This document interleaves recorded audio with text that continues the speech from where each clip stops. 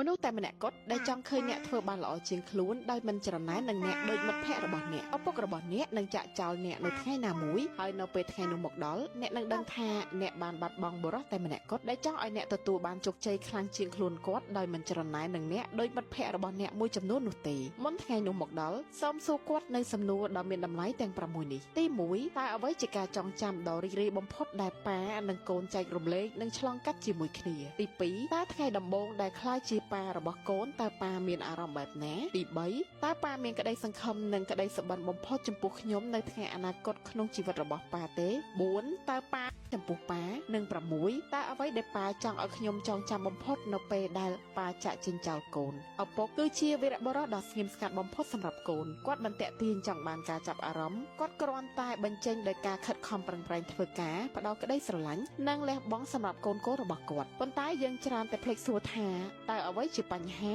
រហូតដល់វាយឺតពេលដូច្នេះចំណាយពេលវេលានិយាយជាមួយគាត់ឲ្យបានច្រើន